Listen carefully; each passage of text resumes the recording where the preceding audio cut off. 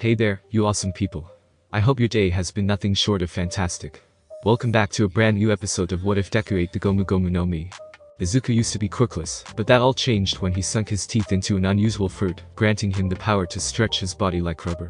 With this newfound ability, he's on a quest to become the ultimate hero. Don't forget to shower some appreciation onto the incredible author responsible for this fanfiction. The link is conveniently waiting for you in the description box down below. If you're totally vibing with this what if scenario, drop me a comment and let your thoughts be known. And while you're at it, don't miss out on other mind-blowing what ifs on this channel. Alright, without further ado, let's dive straight into this video. Just as the test started, most of the 1S students found themselves besieged by many other students from other high schools, with Ketsubetsu Academy leading the charge. If a nail sticks out, then I'll hammer it down, shouted Shindo as he threw his ball at the general direction of 1A, which was swiftly followed by a barrage of balls from all those joining in to crush UA. Izuku quickly twisted his arm, letting it corkscrew back a bit while pushing one for all into it. Time to test out this move All Might taught me, grinned Izuku as he swung his fist upwards for a corkscrew uppercut. Nebraska smash. Izuku's uppercut created a huge tornado, sucking up the balls into it. The few that went through were promptly blocked or dodged by everybody else's ability. Everyone, be careful, shouted Izuku as the others nodded in confirmation. Shindo frowned, knowing that the UA students would have been difficult to tag, but not this difficult. Still, it just meant he would have to change plans. After seeing his classmate fail to hit a target with another combination, Shindo decided if they were too strong together, he would just need to split them apart. At back, Shindo ordered his classmates as he put his hands on the ground, focusing on his quirk, vibrate, maximum force, tremoring earth. Just moments before he did so, Kyoka had turned around towards the source, her eyes narrowing. On her face was a scouter that was connected to her ears. With it, she could hear vibrations coming, and the scouter helped pinpoint where it was coming from. An invention from May and Melissa combined, it was already calculating the frequency of the vibration. At back, he's trying to separate us, shouted Kyoka as she jammed her new bracelets into the ground, her earphone jacks being plugged into it. Heartbeat counter. With the frequency of the vibration being calculated, Kyoka's amplifier jack began to create sound waves of the opposite frequency, cancelling out Shindo's attempt to separate them. While Kyoka supplied the power with her already fast-beating heart, the scouter and bracelets helped modify it to the frequency needed. Shindo grunted as he felt his super move being countered, growling in anger as he looked up. "Don't look down on me," shouted Shindo as he pushed forward with more power. Kyoka frowned as she felt the vibrations pushing further in. While Shindo's had a constant frequency, Kyoka could only do so at her own heartbeat. "Careful, I can't hold him back much longer," warned Kyoka. "Group up," ordered Momo as she shifted herself to Kyoka to help protect her from stray attacks.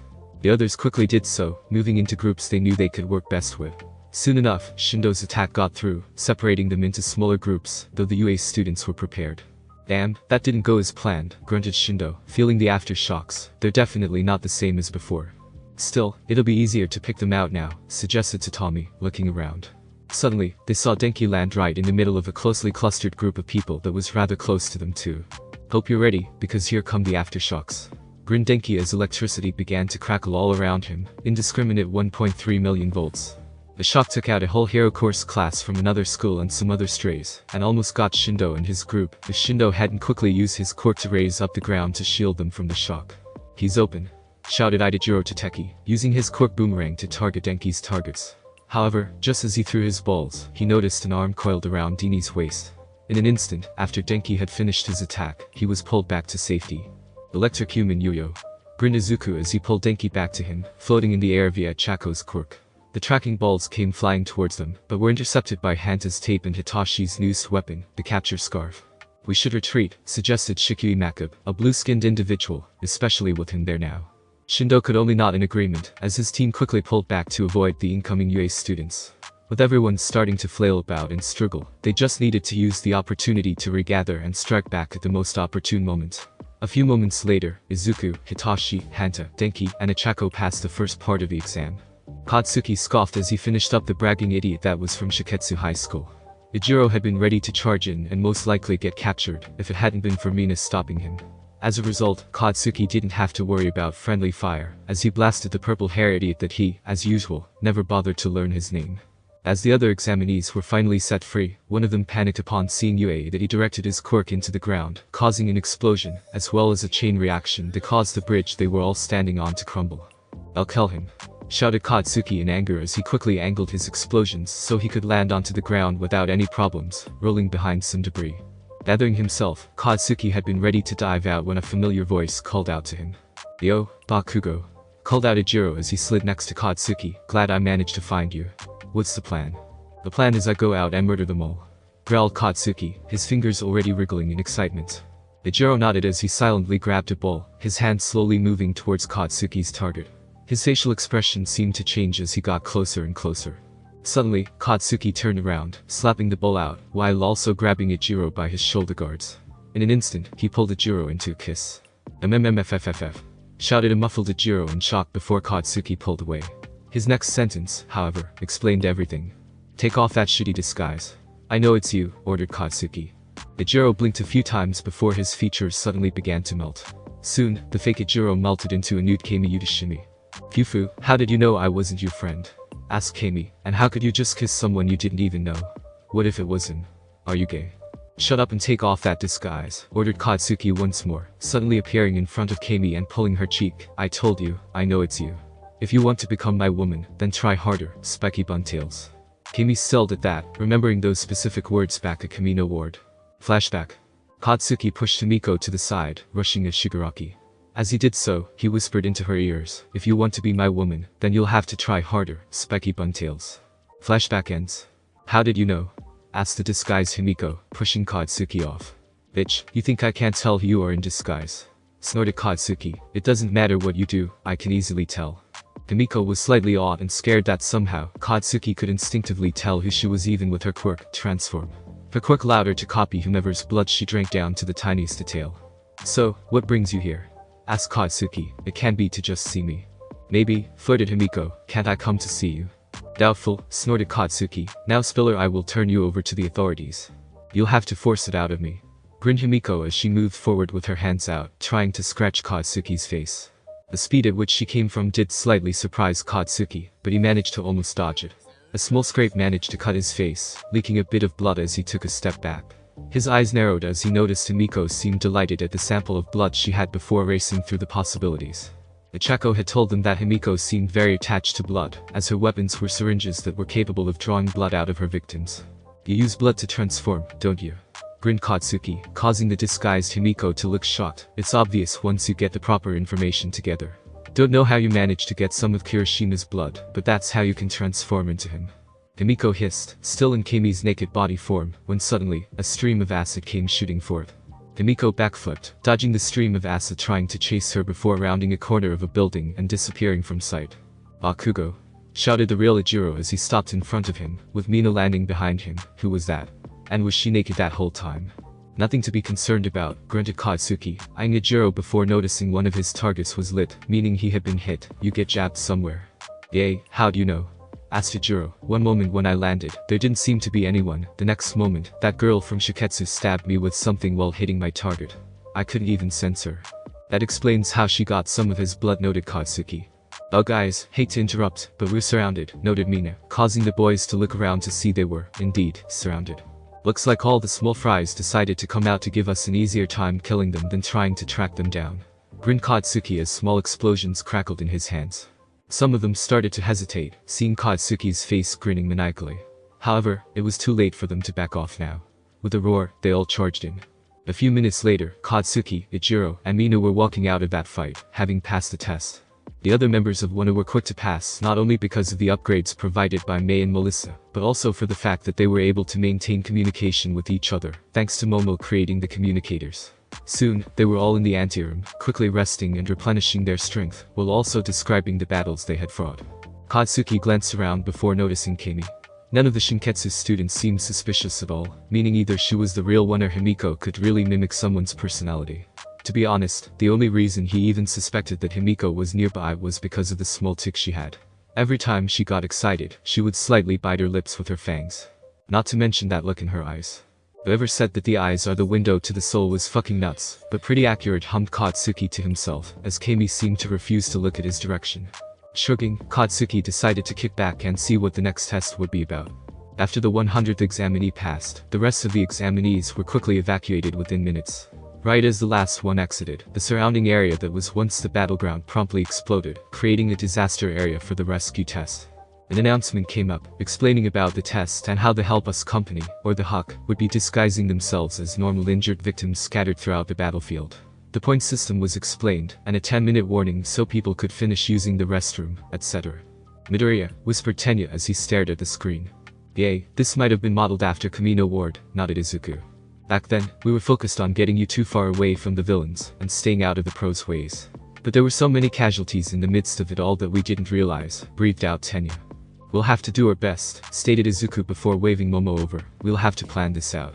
Momo, can you make sure each one of our classmates gets a communicator? Momo nodded, starting to create them off our arms while filling up on lipids. Should we continue as a group? Asked Tenya. Izuku frowned, trying to think of a reason why they shouldn't when Shoji piped into the conversation. I've been hearing some chatter, but it looks like people are planning to split up into small groups. Perhaps we should do the same to cover more area. That is a splendid idea, Shoji, acknowledged Momo. This is a rescue operation, and most of the examinees here are older, and thus more experienced than us all. They may have had simulations closely related to this and its proper procedures, while we were more focused on how to treat a rescue victim. There's a map here, declared Tenya as he pulled a map of the battlefield from somewhere, gesturing to each different location. We can plan who should go where based on our abilities in quirk, hummed Izuku. They soon made quick plans and spread the word, passing communicators around to their classmates. Katsuki had to be convinced heavily to put on a communicator before he relented after hearing they weren't planning to group up like the first exam. Excuse me, Bakugo, greeted Nagamasa more, the leader and class representative of the Shinketsu group, whose hair covered his whole body. Did you see Shishikura, whose eyes looked like slits? Katsuki didn't recognize the name, but he did remember beating up someone with slits for eyes wearing a Shiketsu hat. Figuring that it was him, Katsuki scoffed before replying that he did. That's what I thought, sighed Nagamasa. I think he probably acted rudely. He must have offended you in some way. He does have a tendency to impose his own values upon others, and so he probably couldn't help himself after seeing you, since you're pretty famous. I, myself, along with my classmates, would like to build a good relationship with Yue, so I do apologize on his behalf. Although his apology seemed heartfelt, the students of Wana couldn't help being suspicious. Yue and Shiketsu were technically rival schools, after all. Just as they all turned to leave, Shoto couldn't help but stop Inasa, asking if he had done something to him. Inasa paused for a second before turning towards Shota, his eyes full of disdain at Shoto. Oh? Drawled Inasa with a sarcastic tone. Well, I'm sorry, son of Endeavor, but I hate you guys. You've changed a little back then, but your eyes are the same as your father's. The attitude that Inasa displayed against Shoto seemed to be a complete 180 to his usual behavior that it surprised Shoto. Before he could even respond, Inasa was called back by Nagamasa. Todoroki, Izuku called out to Shoto, shaking him out of his shock. Someone you know. I guess. Blinked Shoto, his eyes never leaving Inasa's back, but from where? I don't remember him. Is it possible it was from the recommendation exams? Inquired Momo. Aizawa-sensei did say that Inasa was the top student to be admitted to UA by recommendation, only to turn it down. There were several locations for the recommendation program, so I don't remember seeing him there at my testing. Furthermore, I was accepted via academic along with Haneki, while you and Takage via practical. Takage did mention though that she only got it because the original owner declined. It must have been because of Inasa's refusal. Sounds more familiar now, grunted Shoto as the memory seemed to be just almost in reach. Before he could push further, the bell began to ring, signaling the beginning of the second exam. They all quickly pushed their thoughts away, for now, focusing on the exam.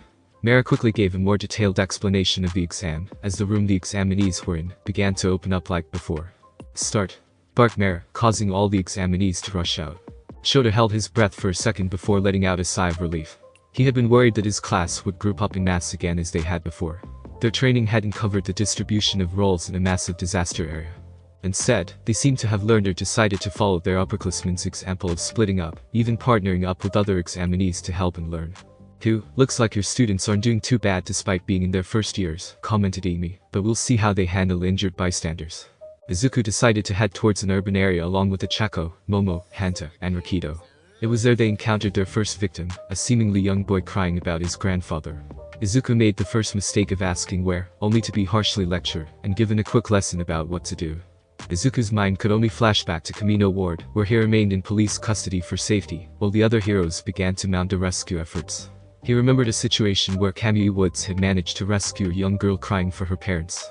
Instead of asking where, Kamui Woods quickly calmed the young girl down, making sure she wasn't injured, before bringing her to a first aid station. How could I forget? I watched pro heroes performing rescue operations in front of my own eyes. Scolded Izuku to himself, shaking his head to regain control of himself. Deciding to follow his inspiration and mentor, Izuku gave off a smile. It's alright now. Seeing Izuku trying again, the Hawk member restarted his crying once more, acting as a young child in distress. Don't worry, we'll save him. Consoled Izuku before turning to the others. I'll take him to the first aid station. You guys go ahead. The others nodded and continued deeper into the urban area. With the Chaco's knowledge from being the daughter of a construction company, they were bound to be most effective in the urban area. Izuku carried the victim to the first aid station, and was ready to bolt back to the area, after ensuring the victim was safely transferred when he and the other examinees heard and saw an explosion close to them. Looking over, Izuku saw the current number 10 hero of Japan, Gang Orca, stepping out of the explosion with dozens of people dressed in black-type costumes. Villains have appeared and started pursuit. Hero candidates at the scene should continue their efforts while also suppressing the villains, announced Mayor, causing quite a few of the examinees to shake in their shoes. Even pros would have trouble in this situation, commented Shota as he stared out the arena. They're really stepping it up. With a grin that seemed to belong to the face of a villain, Gang Orca ordered his grunts forward while charging in himself. Izuku quickly began to analyze the situation before putting his finger to his comms. Everyone, the first aid station is being attacked. Momo, continue the rescue operations with the others. Todoroki, Bakugo, head over to the first aid station to help fight off the villains. Anyone else who's available, come assist. It's Gang Orca. Roger, don't tell me what to do, Deku, replied everyone. Nobody complained about the orders, as they knew Izuku, Shoto, and Katsuki were the monster trio of 1A, and thus the most suitable to fight against villains. Evacuate everyone to safety, shouted Shindo as he charged forward towards the villains. Get them away from the villains as far as possible. I'll keep hammering away at them with tremors at 1-second intervals. Activating his quirk, he began to shake the earth, causing many of the grunts to stumble. Shindo had hoped that with this, he could hold back and maybe even defeat some grunts. He, however, overestimated himself when Gang Orca suddenly appeared in front of him, completely unimpeded by his attack. Weak, shouted Gang Orca as he was about to fire a shockwave at Shindo. Suddenly, Izuku grabbed Shindo away with his outstretched arm, pulling him away just in time to dodge the worst of Gang Orca's attack. Yumi could only breathe a sigh of relief that her precious student had been saved from the worst of the attack. Nice work on saving your fellow student, but to only have 2 rearguards when there's this much difference in ability. Taunted Gang Orca, you're really underestimating us here. Despite saying this, he was wary of Izuku.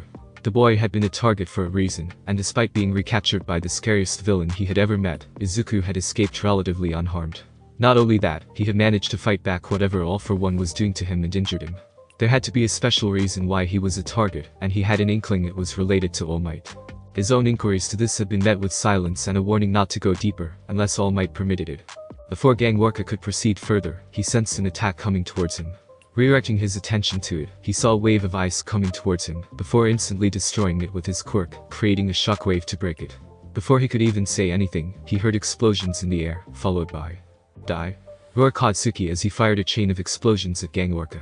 HMPH, annoyance, grunted Gang Orca as he cleared the smoke with another shockwave. Midoriya, we're here to help, shouted Mashiro as he, Fumikage, and Mina arrived. Help with the evacuation. We're going to delay them for the while. Once you get them to a safe distance, come back to help. Mina, stay with the survivors. We can't be too sure there won't be any other surprises, ordered Izuku as he helped Shindo up. Shit, that freaking hurt, grunted Shindo, shaking his head to clear it up. I can continue. Shindo, we already have Bakugo and Todoroki handling Gang Orca for a while. Can you use your quirk on his minions? Asked Izuku. I can't pinpoint my aim if that's what you're asking, replied Shindo, putting his head on his hand. I can control the range, but I can't control where I want the earth to shake. If you just want the minions, Gang Orca can't be in between us, otherwise, he'd just blast me with another shockwave. I can't exactly move when I use my quirk. Then we'll have to jump over them all, frowned Izuku. I'd ask Bakugo or Todoroki to do crowd control, as their quirks are more suitable for that, but heat is the best way to combat Gang Orca.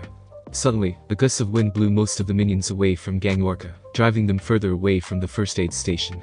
The villain attack, you guys have prepared some pretty hot developments, grinned Inasa, floating up in the air. His face changed when he saw Todoroki. His face also had the same reaction. That's my luck, you're here too, grumbled Inasa. That's my line, grunted Shoto in annoyance as he turned his attention back to Gang Orca, who was swiping at Katsuki. Why don't you help evacuate the first aid station? That'll work well with your quirk. Leave this to us. Inasa growled at this dismissal, looking over to Gang Orca, who had managed to slam Katsuki with a well-timed clothesline. Before Gang Orca could paralyze him though, Katsuki managed to blast his way away from him. Both boys saw this as an opportunity and attacked. Inasa sent a gust of wind, while Shoto fired a stream of fire at Gang Orca. However, their attacks interfered with each other, diverting them away from Gang Orca. Would you use your flames? Heat makes the wind rise, making it unstable for me to control, shouted Inasa. Because the ice was blocked earlier, replied Shoto, his temper starting to show through his usual cold behavior. The two began to argue in front of the fake villains, causing Gang Orca to raise his eyes. To think they would argue in front of him while taking a test. Teenagers sighed Gang Orca before having to duck under Katsuki's attempt at attacking him. One of the grunts raised his shooter at Shoto and fired a cement blob while he was distracted. Shoto was almost hit if it hadn't been for Izuku shoving him down. Argue later and focus on the exam, shouted Izuku in anger. Whatever grudges you two have, save it for after this is over. Heroes don't let grudges interfere with their work, especially if it can cost people's lives. Shoto and Inasa looked at each other before agreeing to push down their differences for now. Inasa especially felt ashamed that he had acted so irrational when it came to Shoto. He realized that by doing so, he had been closer to being the thing he hated, being someone like Endeavor. Yurashi, push the remaining minions to the right side, away from the others evacuating the injured. Todoroki, create an ice wall to separate Gang Orca from the others so they can't interfere. You two can team up with Katsuki to deal with Gang Orca afterward. Why should I team up with him? Growled Inasa, his fire will divert my wind away. Izuku smiled as he patted on Shoto's shoulder. True, but that's only if you two attack like before. Wind can fan the flames, but only if you do it right. I trust you two to be able to handle this. Heat is his weakness. Inasa couldn't help but feel his blood passionately boiling at this. With a quick gesture, he blew all the grunts to the side. Shoto immediately created a giant thick ice wall to separate Gang Orca from his grunts, along with a sheet of ice that covered the ground the grunts were standing on, making them slip. Useless, shouted Gang Orca as he turned his attention to the wall. Don't underestimate me, shitty whale, roared Katsuki as he fired himself towards Gang Orca. Hoisar impact. Gang Orca scat as he quickly turned towards Katsuki once more, releasing shockwaves to counter the attack. Inasa soon landed next to Shoto, trying to push his grudge down for a while before glancing over to Shoto. So, how are we going to do this? If we attack like before, we're only hindering each other, asked Inasa. Midoriya gave us the hint. Winds can fan the flames, but exactly how? Muttered Shoto, producing a ball of flame in his left hand. A small gust of wind blew over the flames, allowing the flames to flicker in the same direction as the wind. Shoto's eyes grew as he figured out what Izuku meant. He had been impressed by Izuku's analysis of quirks when he had shown him one of his analysis notebooks, but to figure a combination for the both of them within mere minutes was terrifying. Create a tornado to surround Gang Orca, ordered Shoto. Inasa bit down a retort before asking exactly what that would accomplish. Once you've created the tornado, I'll supply the fire. Use your wind to scoop up my fire into the tornado, finished Shoto. Surely you can control your wind like that, right? Inasa's eyes widened before grinning. Alright, now that's going to be hot. Katsuki grunted as he was pushed back, wincing in pain. His trump card had been pushed back with the number of shockwaves Gang Orca had fired, and almost paralyzed him. As he landed, he felt his legs go numb and began to fall, only for a gust of wind to push him back on his feet and away. The hell? Shouted Katsuki before a giant tornado surrounded Gang Orca. HMPH, if you're hoping to blind me, think again, scolded Gang Orca, using his sonar abilities to track where Inasa was. He soon discovered that Inasa was standing right next to Shoto, who had just held up his left hand. In an instant, Shoto began to create a giant pillar of flame for Inasa to scoop up and pile into the tornado, creating a flaming tornado. Shit, that's where the boss is, shouted one of the grunts as they witnessed the fiery tornado. The boss is like an orca, so he's super weak to drying out. There's a giant ice wall, we'll need to go around to help him, shouted another. Focus on Todoroki when you get the chance. Use the cement guns on the ground to create some foothold. Suddenly, the ground began to shake violently, causing them to stumble. They looked up to see Shindo with his hands on the ground, creating the tremors. They're all distracted. Do whatever you were planning to do, shouted Shindo as he kept it up. One of the grunts then noticed a shadow next to him, quickly looking up to find the source. There, he saw Izuku all coiled up almost into a ball that looked ready to spring out. Izuku landed in the middle, bouncing once onto the ground before releasing his attack. Goodbye smash. A barrage of fists and kicks seemed to fire from the center of the body, almost like an explosion from a firework. None of the grunts were able to react in time, due to Shindo constantly shaking the ground underneath them. Yo, we're here to help. Oh, looks like you guys finished, commented Mashiro as he arrived with Mina and Fumikage in time to see bodies flying all over the place. Meanwhile, inside the fiery tornado, Gang Orca could not help but be impressed. The two boys that created this attack had been on the verge of failing due to arguing with each other, in front of a villain no less. But then that boy intervened, mused Gang Orca as he grabbed a water bottle out, pouring it over his body. Not only did he manage to calm the situation down, I have no doubt he helped create this plan. A prison of fire and wind. It's a pretty good idea, one that would make a normal villain give up, complimented gang worker with a smirk, but what if they didn't? After playing a hand, you need to be planning the next one. Gang worker released a shockwave upwards strong enough to disperse the tornado and fire, before firing another one in rapid succession at Shoto and Inasa. The two boys had been too focused on their attack that they barely had time to react. Shoto threw up an ice wall to protect them, but the attack slammed through the wall and into them. It wasn't a full-on paralysis, but it was enough to rattle their brains, causing them to sink to the floor. "Don't think I've forgotten about you," said Gang Worker smoothly as he turned towards Katsuki, who had rushed towards him with a giant blast. "As soon as the tornado had dispersed, I've been keeping track of you the whole time." He blasted another attack, only to look in surprise when Katsuki blasted himself up into the air before he even fired. Moments later, he heard something land right behind him. Looking at it, he saw a small red disc before noticing a few more lined up towards him. "Looks like you're soaked in water now," grinned Denki as he pointed his finger at him, "and you're nicely lined up now." Denki fired a concentrated voltage of lightning into the first disc, which kept traveling through the discs before passing right through Gang Orca, shocking him enough to stun him. "Alright, now die," roared Katsuki as he was ready to fire off another chain of explosions. Suddenly, the alarm blared in the arena, causing them all to pause. Or in Katsuki's case, fall on his face. Ahem, at this moment, all Hawk members who were deployed have been rescued from the danger zone.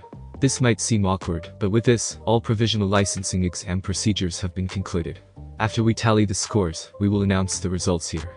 Any of those injured should report to the infirmary. The rest of you should change and stand by, announced Mayor. "Goddamn cock-blocking ass," shouted Katsuki, only to be muffled when Ijiro and Izuku managed to grab him and start pulling him away. Gangwaka could only chuckle at this. Had the exam gone longer, there would have been a chance that even he could have been defeated, even without the restrictive protector. This new generation is going to be quite a sight to see, mused Gangwaka. "We all pass," shared Mina as she scanned through the list, and quickly found all 21 student names on the list. Mayor had explained the criteria of the point system, and how each student was evaluated, based on how many mistakes were made in a critical situation. With a lackadaisical flourish, he pointed to the screen where the names of those who passed would be posted upon. "I pass," hummed Shoto to himself, thinking he should have failed with his argument with Inasa. Shortly after, handouts were distributed to each student, each one containing the breakdown of the student's score, with an explanation that anyone below 50 points was a failure. Izuku looked at his score and smiled. He had got 90 on his score, his main flaw being when he didn't follow the proper protocols in the beginning, and his way of reassuring his victim of being overly repetitive. He was complimented on his decision on helping guard the first aid station, calling over reinforcements, as well as dissolving an argument before it could go too far. "Looks like I owe you, Midoriya," commented Shoto, looking at his own results. Izuku leaned over to where Shoto was looking at his results to see that he had barely scraped by with a 52. "I lost a lot of points by arguing with Inasa. Luckily, you were there to stop it from affecting us too much," explained Shoto. "Any idea why you two were arguing?" asked Izuku. "Something about me being like my father," winced Shoto. "I feel like he met me before coming to this school, and he's probably met Endeavor as a fan. My old man never liked fans, never hosted any sort of signing event as he deemed it irrelevant." Katsuki was fuming that he only got 65 points. The criticism on his paper stated though he could make snap judgments correctly, his attitude fully pulled him down, especially when he snapped or barked at the victims. Mayor soon concluded the exam, explaining a bit more about how those who failed were able to attend supplemental classes, with the chance of gaining a provisional hero license. As they all began to walk out, Shoto was once again confronted by Inasa. Shoto warily eyed Inasa, wondering what he was planning to do next. Inasa, being rather straightforward, immediately bowed his head so hard that his skull cracked the pavement. "I'm sorry," apologized Inasa. "Due to my rash actions, I almost caused you to fail. I am glad to see we both passed, but it does not excuse my behavior. I was too narrow-minded." "Enough," sighed Todoroki. "In all honesty, it was most likely my old man and my fault that you dislike us. Being raised under his rule was not the best. You told me that I had my father's eyes. Do I still have them now?" Inasa looked up from his bow straight into Shoto's eyes, staring at him for a good minute before replying. "No, at least, not as much now," admitted Inasa. "Something's changed." "A lot has happened," replied Shoto before glancing over to Izuku. "You should be thanking him too. If not for him, we would have failed for sure." "You're right," exclaimed Inasa as he marched over to Izuku, who had been talking with Tenya and Denki. "Midoriya, thank you for your help," shouted Inasa once more, bowing so hard that his skull hit the pavement once more, surprising Izuku as his passionate apology. "It's no problem, but more importantly, are you alright?" asked Izuku hurriedly. "Your head is bleeding." "Haha, don't worry about it. The blood just shows how heated this apology is," cheered Inasa as he raised his head. "But to worry about my well-being instead shows how compassionate you are." though everything does seem to be getting a little woozy now. Anyways, thank you for stopping me from being the person I hated the most. Now I have to go.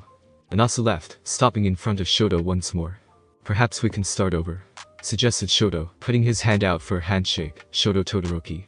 No hero name decided yet. Inasa took a look at the hand before shaking it. Inasa Irashi. Hero name. Gale Force. Nice to meet you. In the end, it seems like I still don't like you much, so apologies in advance. Bye. On that note, Inasa rushed back to his classmates. Yo, hairy man. Where's Big Lips? Demanded Katsuki as he nonchalantly walked up to Nagamasa. Seiji, the purple-haired teenager whom Katsuki personally destroyed, was almost foaming at the mouth at the disrespect Katsuki was displaying, only to be held back by his classmates.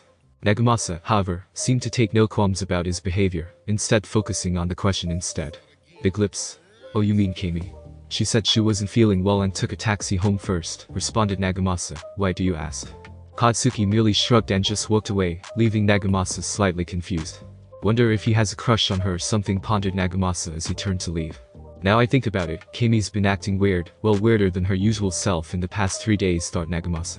It would be several days later before Shinketsu High was thrown into an uproar about the truth of Kami. Toshinori sighed as he took a step out of Tartarus. He had gone to see All for One in hopes of seeing if he could wheedle out information about Shigaraki from All for One, but the villain remained elusive in his response. Instead, All for One tried to shake Toshinori up by predicting the current situation in society. While accurate in his prediction, Toshinori wasn't as afraid for the future as All for One thought he would be. Just as you've entrusted your legacy to Shigaraki, I've entrusted mine to my successor. However, the key difference here is that you've never really entrusted anything to anyone. Well, I believe in mine, stated Toshinori, standing up to finish the conversation. Ah yes, the boy. Tell me, do you realize what truly is in that boy? Asked All for One, what he currently hosts. It's a dream you'll never achieve, smirked Toshinori, shocking All for One. I'm well aware of the other being inside besides One for All. In fact, I'm betting it's what forced you out, along with One for All. As Toshinori began to leave, he left one last remark. By the way, how's your left arm? All for One growled as restrained himself from jumping up at the window. Of course, considering how tightly bound he was, along with the 24/7 monitoring, there wasn't much he could do. As Toshinori left with the doors closing, All for One could be seen still bound, missing the lower half of his left arm. The damages done by Izuku when he crushed and burned his left arm, followed by Toshinori crushing it even further with all his strength, made it impossible to repair the damages. Not only that, none of the doctors were exactly willing to put their careers on the line to save the most notorious villain in Japan. After assessing the damages, which included crushed bones, frayed nerves, broken blood vessels, etc., it was concluded that amputation would be the safer option. Toshinori hummed a small tune, wondering if he had learned it from listening to Inko's choice of music, as he entered the car with his friend, Detective Namasa. After discussing a bit about their future plans, Toshinori felt his phone ring, and quickly picked it up to reveal Izuku with a photo of his provisional license, meaning he had passed the exam. Smiling at the photo, Toshinori closed his eyes to relax. You look like a proud father who just learned his son passed his exams with full marks, remarked Namasa, causing Toshinori's eyes to open up with a crack. Toshinori slowly turned his head towards Namasa, his neck seemingly creaking like a wooden doll, as he saw Namasa sporting a trollish grin. I've heard some rumors from Nezu about you getting rather close to your successor's family. What made me more suspicious was the day you appeared at Tokyo Disneyland.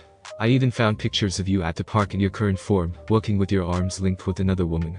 After a little digging, I found her identity to be Midoriya's mother. Seeing how close you are to the family, would it be a fair guess that you look to the boy as your son? Concluded Namasa. Knowing that he couldn't lie to the detective thanks to his quirk, Toshinori took the only plausible solution to this. He huffed and turned his head towards the window, keeping quiet while pouting during the whole ride. Back at the UA dorms, both 1 and 1B were celebrating their success of 1B's dorm, as both teams had everyone passing.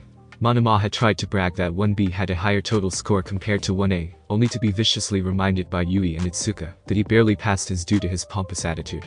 Everyone. Well, it is certainly heartwarming that everyone has passed and certainly a good reason for celebration. I must remind you all that school starts tomorrow. So we should turn in early, announced Tenya. Boo! Shouted quite a few students, resulting in food being thrown at Tenya for reminding them about school. While Tenya dodged the variety of food being thrown at him, Izuku sat with Itsuka, chatting with some of the 1B students to build up some camaraderie between the two classes. It was here that when Izuku went to grab something to drink, Katsuki walked past him. Boy, go out front later, grunted Katsuki. We need to have a talk about your quirk. Izuku froze up for a second before narrowing his eyes and agreeing with a nod. However, the meeting did not go unnoticed. Later at night, Izuku and Katsuki were walking a bit away from the dorms despite being past curfew. "Where are we going?" asked Izuku, only for Katsuki to ignore him. They soon reached ground beta, where Katsuki finally turned to face him. "What is this about?" asked Izuku once more, getting annoyed at his silence. "If you're not going to say anything, I'm heading to bed." "You stretching quirk," started Katsuki. "How'd you get it?" "I told you, late bloomer," Izuku replied tersely. "Bullshit," spat out Katsuki. "You quirk's nowhere even close to Auntie Inko or your shitty dad, and I know she'd never have an affair." The blonde girl with glasses said she was quirkless too, only to suddenly gain a quirk, but can't swim. "Same thing happened to you, back in 2nd grade, didn't it? I remember you skipped swimming classes all the time, with a note stating you couldn't swim due to a medical reason. Yet in 1st grade, you were fine in the wading pool." Katsuki's eyes narrowed before continuing. "It was that weird swirly fruit, wasn't it? That's how you two got your quirks." Izuku stiffened at this accusation, unable to truly deny it. Of course, Katsuki would be familiar with the fruit and make the connection. He had been the one who forced him to eat it in the first place. "But you can obviously swim now." Meaning something else happened in between. The boss of the League of Villains, that asshole, from what I could tell, could steal quirks and bestow them to others. All those nomes had multiple quirks in them, meaning quirks can be transferred. All Might knew the villain, and vice versa. The transferal of quirks, meaning All Might is connected to him. At the beginning of the school year, no, even further back. You got that extra boost in power from All Might, didn't you? It's not a mutation from having a rubber body, nor is it like Icy Hot's quirk, it's a completely separate quirk, isn't it? Not to mention when you were kidnapped, you weren't brought over to the shitty villains, but instead to the boss himself. He was really interested in you, and even warped you back to him even when we escaped. The idiot handjob even said out loud that if you didn't cooperate, then they'd take your quirk and give it to somebody else. It's not just about how powerful your quirk is, but instead how it's connected to All Might and All for One. Then he tried to take it from you, only for it to obviously fail. But exactly how is the biggest question. Why out of all the quirks he's taken over the years, is yours the failure? The biggest difference I can think of is the fruit that you ate. There's never been anyone in history that's gained a quirk by a damn fruit. The only time you've even been close to All Might is back at the sledge incident. I don't know how or when, but that's when things changed. When All Might got weaker. Finally, there's his last message after the fight. When he said you're next, he wasn't pointing at the screen, was he? He was pointing to you, who was probably behind the camera. I tried to get the answers from All Might, but he evaded the questions. So now I'm asking you. Izuku held his tongue, trying to figure out what to say. Despite Katsuki's brash temperament, he was tied with him in academics, and just as sharp when it came to details. "So it's all true then," concluded Katsuki. "You still have a shit poker face, Deku." "If it is," began Izuku, "what are you going to do about it?" Katsuki gritted his teeth and clenched his fists for a bit before turning around. With a roar, he fired a giant explosion blast up into the sky in anger. "Why?" roared Katsuki as he whirled back around. "Why did he choose you? How did you grow so much stronger? I thought I could use you to grind myself to make sure you stayed behind me. So how did you pass me so much? So why was I the main reason for All Might's end?" Izuku stared at Katsuki, stunned at this submission, while Katsuki's voice continued to break. "If I was stronger, if I hadn't been kidnapped by villains, none of this would have happened. I wasn't even injured or disabled when they swiped me. Well, you had clearly already fought off one of their strongest attackers. Not only that, but you even fought back against that bastard, crushing his arm. All Might tried to keep all this a secret, so I couldn't tell anybody. I tried to push those thoughts away, but they always keep coming back. I don't know what to do." Katsuki had grabbed Izuku's shirt in the front as he ranted, his eyes wandering all about. Before Izuku could respond, a wooden cane smacked Katsuki on the head. "Oh www, who the hell did that?" roared Katsuki as he turned around to see Rikai already coming down for another hit to the skull. Katsuki moved to dodge, only for Rikai to easily redirect her hit to his temple, causing him to stumble. "Fuck, why are you here, old hag?" shouted Katsuki while Izuku quickly greeted his master with a bow. "Was considering putting some sort of suburban training area," replied Rikai. "I had him take me here since he ditched me on our last date night, and some leeway to get in here." "I told you it was an emergency," grumbled Gran Torino as he appeared before them. "You were there, too." "Yay, saving your ass," chuckled Rikai, causing Gran Torino to sigh in agreement. "Wait, you two are dating?" gaped Izuku, pointing to Gran Torino and Rikai, his head turning towards them so rapidly that he accidentally caused his neck to rotate 360 degrees. "Sort of, but that's not important right now," shrugged Rikai before directing Gran Torino to calm Izuku down, and kneeling in front of Katsuki. "Listen brat, All Might's end wasn't your doing." But started Katsuki, only for Rikai to wrap his knee with her cane. "He's been injured for a long time. Longer before he met my disciple," said Rikai. "How do you know?" asked Izuku as Gran Torino managed to help him unwind his neck back to normal. Hard not to when he's hacking up a storm inside, said Rikai. Not to mention when I felt his pulse through his wrist, I could tell his body was a wreck. But I feel like this story is better straight from the source. So come out already. They all looked towards where Rikai was pointing to reveal Toshinori walking up to them. I tried to be as quiet as possible, but I guess it was impossible to sneak up with you here, chuckled Toshinori, scratching the back of his head. Good evening everyone. You seem healthier, hummed Rikai, putting her 2 fingers up, motioning for Toshinori to give her his wrist, to which she complied. Your body flow is much smoother now. Did you have surgery to help repair some of that damage? I can hear your stomach growl now. I did, thank you, nodded Toshinori before turning to Katsuki. I heard everything you've said. It's only fair that I explain everything to you. Before he could do so though, Rikai coughed, catching their attention. Before we do that, perhaps we should do something with our little peeper here, suggested Rikai. Before anyone could even do anything, Rikai's cane flew out of her hand and into the wall. However, instead of hitting the wall, they could all hear it hit something metallic. In an instant, Gran Torino was standing against the wall, peeling off some sort of metallic robot, before throwing it onto the ground before them. Before Katsuki or Izuku could try to destroy it in fear of a spy, the robot shrieked, "Wait, don't destroy it." "Wait, Melissa," blinked Toshinori as he quickly hurried over, stopping the 2 boys from destroying the robot. "What are you doing with that? Were you spying on the boys?" The robot slowly managed to reorient its eyes and body to look up to Toshinori, kind of. Itsuka and Momo noticed Bakugo passing by and saying something to Izuku. They both asked Hyuka if she heard anything, and she said she thought she heard something meeting up later. So they texted me about it, and I decided it would be a good time to test run this spy bit I made. Speaking of which, how did you notice? I created this skin with a holographic overlay to match the surroundings, and made sure to make it as silent as possible, putting sound dampers everywhere on this. Rikai chuckled. I can imagine so. I didn't actually notice it until a few moments ago. A gust of wind happened to pass by, and with my quirk, I could hear the slight change in the wind. Not to mention when that machine moved, it shifted a piece of the wall, causing it to crumble down to the floor. Not enough to garner most attention, but I had my suspicions there and then. So I threw my cane to make sure. Even if it was just my imagination, I have plenty of boys here that can pick up my cane. That's terrifying how you do that, remarked Melissa. Just means I have some more improvements I need to do to catch up to daddy. But, now I believe that Tsuka Kendo is with you? Asked Rikai. No, replied Melissa with a pause. Rikai merely tapped her cane, waiting for the correct answer before a long sigh came out, followed by Itsuka's voice. Yes master, I'm here as well. Both Izuku and Toshinori stiffened at this, while Gran Torino decided to pop the more important question, and how long have you been twirling the 2? I'm assuming this contraption also has audio capabilities. Since Izuku and Bakugo left, admitted Itsuka. And I'm assuming you heard everything they were talking about. Yes, confessed Itsuka. Toshinori could only give Izuku a deadpan glance, to which he could only reply with a scratch to the head. One for all was supposed to be a secret, as was the devil fruit. Toshinori had managed to keep the quirk a secret for years, confined to only 4 of his peers, excluding All for One and Izuku. And now, in just a month, 3 more people pretty much figured out the truth. In that case, we should relocate to another room instead of chatting out here in the open.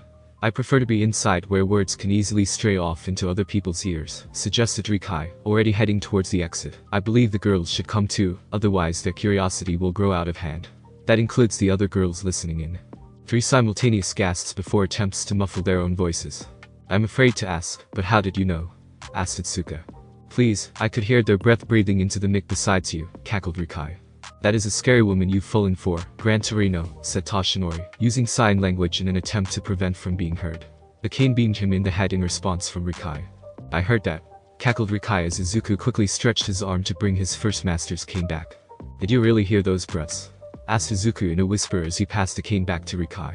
He was well aware of how sensitive her hearing was, and how attuned she was to her surroundings. He only voiced his doubt about the breath and not about Toshinori's attempt to communicate with Gran Torino. PFFT, as if, chuckled Rikai, I called a bluff and they bought it. The same with your other master's attempt to communicate with Gran Torino. I predicted he'd try to do something like that. Izuku could only sigh while also not looking forward to explaining about One for All and his devil fruit. Izuku looked around the room, trying to calm himself while he served tea to Rikai.